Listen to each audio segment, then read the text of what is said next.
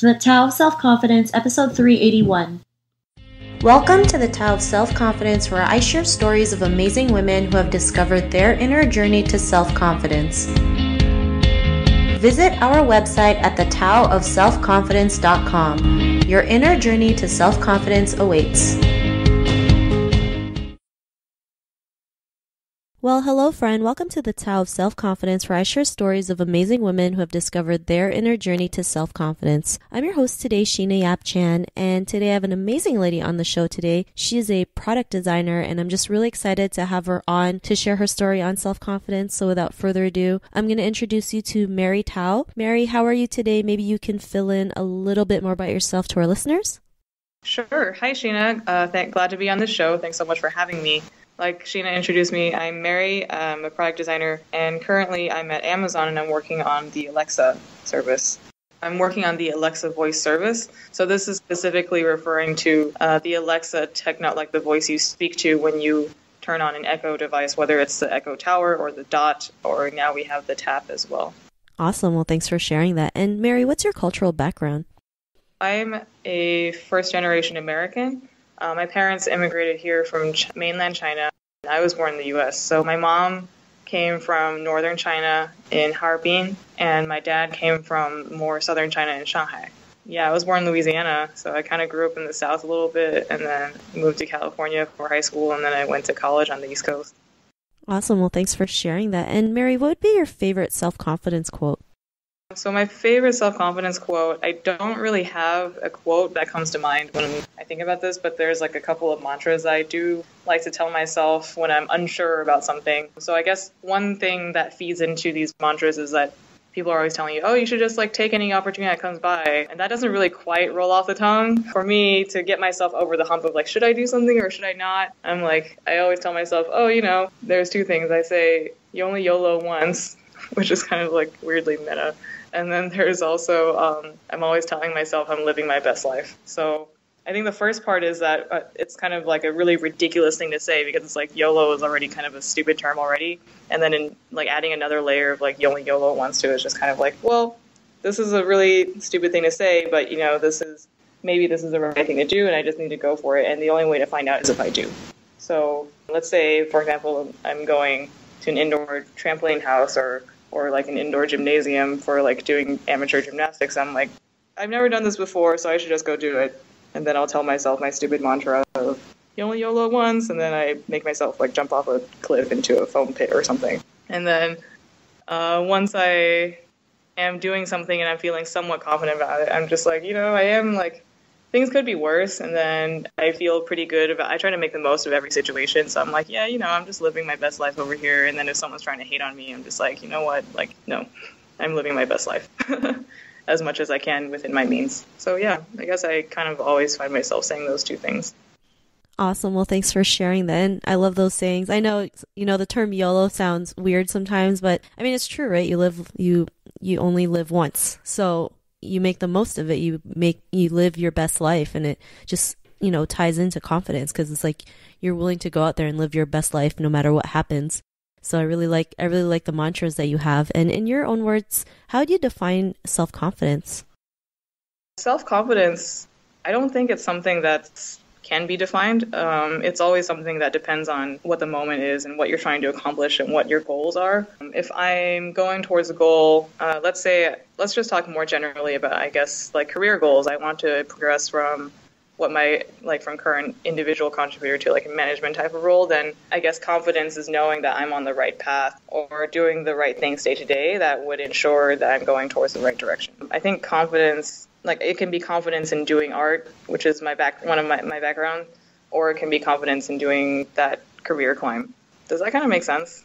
Yeah, totally. Sometimes we just feel like we don't know if what we're doing is right or wrong, but you have like that, that intuition, that inner feeling, inner knowing that, whatever you're doing, you're on that path. Even if you don't know what it looks like, even if there's like all these squiggly roads that you have to go through, you're on that path in that direction, and you just feel better and you have that confidence to keep going. So I really love that definition that you mentioned. And Mary, what was your life like before your discovery of self-confidence?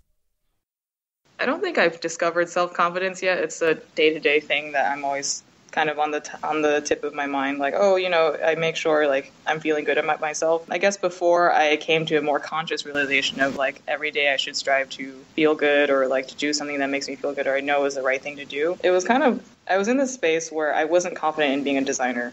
So I can talk a little bit about that and how I found my confidence now and how it led to where I am today. So before my current role as a product designer at Amazon, I was studying graphic design at the Rhode Island School of Design. And the curriculum for that particular area of teaching is very traditional. They teach you about color theory and typography and how to lay out print design. And there wasn't much around design as it is known in, I'd say, Silicon Valley.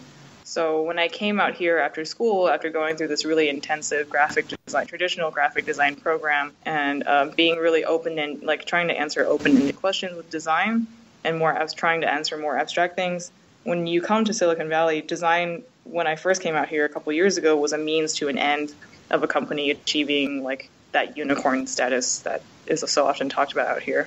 So there wasn't really a place for a designer to have a seat at the table, so to speak. And it was more like, oh, there's going to be the product manager and there's going to be the CEO and there's going to be like the engineer and they're going to talk about the product. And then once all the definition has been done, then we give it to the designer and they'll make that pretty thing and then that'll be our product. So I was feeling kind of like I'm a design robot. Like I'm just here to like fulfill a task. I'm not really here to be creative and to help out with any product or company definition even.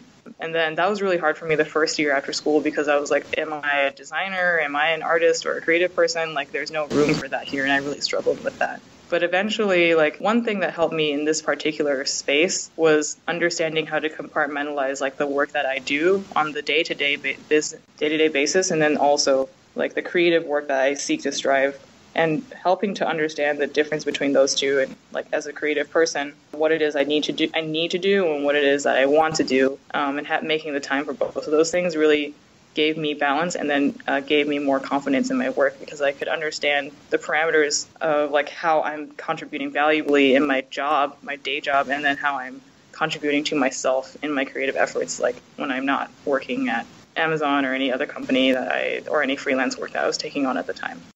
Awesome. Well, thanks for sharing that. And yeah, sometimes when we feel like you said, going to school was very traditional, it's like there was only one way and you feel like, that can't be the only way. And if you don't follow that way, it's like you don't know if you're doing something right or wrong, not realizing, it's just a person's point of view, their perception, how it should look like. And, it's great that you're able to find like a balance of those, right? Because having a good balance, and it helps you to actually be more creative and be able to have this, when you wake up in the morning, like you don't feel so heavy, you feel so light and you feel like you can take on the world. Yeah. It's helpful because I understand now the difference between the creative work I do at work for Amazon, just to take that as an example, and the creative work that I do in my own time. So understanding that helps me work better and be more confident in my Amazon work because I understand what I need to do versus like trying to fit in some creative spark that might not necessarily help any product, whether it's my own or like the product as a whole. And, because of this realization, what's your life been like now? At work, I'm able to focus on the task at hand. I'm able to deliver what I need to deliver, but also find creative ways to make the product better and to ensure that I'm creating a really good user experience for the person on the other end. And then in my spare time, I'm able to think about like what kind of creative projects I want to take on next. Recently, I just did like an illustration series on Instagram just for my own self. And then I'm also able to think more about like what I want to do as a creative person outside of work. Whether that's painting or doing calligraphy or doing like any other illustrations for friends, and being able to talk about those things outside of work and finding the right people to talk to about those things is really nice. Awesome. Well, thanks for sharing that. To the woman who's listening to your episode, she may be in a similar journey to self-confidence. What would be that one tip you would give to her?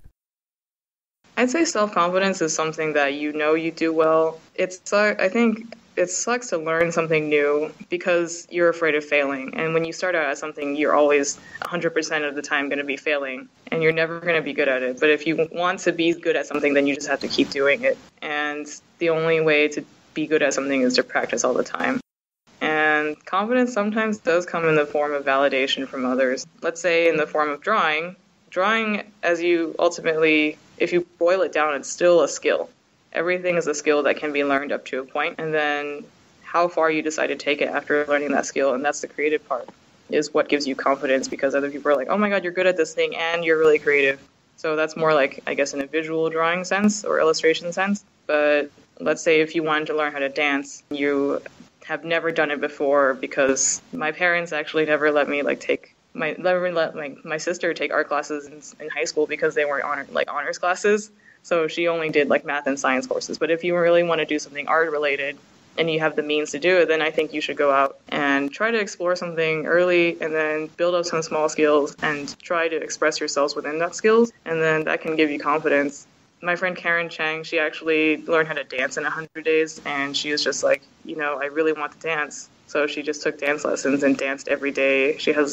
She's fortunate enough to have like a big mirror in her room, so she would just dance in front of that mirror. And there's a compilation of it on YouTube, and she would just you can see her progression from like day one, where she is just just kind of really robotic in her dance moves, and not because she's trying to do the robot, but then she gets to the end of her 100 days, and it's like really fluid, and she knows how to express herself with the skills that she has, and that you can see her confidence rising because she knows she's skilling up. So whether you're doing visual arts or like dancing or any other thing, if you just have at it every day, you know that you can have confidence in the fact that you're getting better at it every day. And yeah, there's going to be haters who are just like, oh, you're doing that thing again, or, you're trying out a new thing. Cool. Let me know how that goes. And it's like, yeah, you should follow up with them and be like, yeah, let me show you how that went. It went really fucking well. Look at me now. So maybe even aiming for that day where it's like you can get back at everyone and say, look at how fucking awesome I am now at that thing that you said I was going to be like really dumb at. Awesome. Well, those are great tips, and that's amazing. Your friend doing 100 days of dancing, it just goes to show you can start at the bottom and, just keep going at it and see where it can lead you. I mean, especially people love seeing, other people who start something from scratch and naturally progress, whether it's 21 days, 90 days, 100 days, 1 year, 2 years, people will always be rooting for you because they know that you're just genuinely doing something that you love, and you're just not quitting, and it's just you just keep going at it no matter what the outcome is. So, that was a great story that you shared. And if our listeners wanted to get to know a little bit more about you and what you do, check out some of your work, is there any links or social media profiles we can connect with? I'm on Instagram, so I have some illustrations that I did, and it's a really catchy hashtag. It's 100 Days of Magic Realism, so it's not really catchy at all. But basically, what I was doing was there's this Twitter account called the Magical Realism Bot. So every day it tweets out it's a Twitter bot that just makes a mashup of words from different magical realism authors and common news items that are happening, like news headlines that are happening for the day. None of these were illustrated, so I was like, look, there's content on this thing every day. And at the time when I started my 100 days, I was like, I'm not feeling very creative. It was at my previous position, and I was like, I'm not feeling very creative because I'm working on product design. And yeah, it's creative because I'm solving user experience problems, but it's not creative in just a purely creation type of thing where I have some control over what I'm making. So I was like, well, the first place, I don't have time right now to really invest in making extremely new things and starting on massive, gorgeous paintings from scratch. So I was like, well, there's this Twitter bot that's making new content every day, and all I have to do is draw it, right?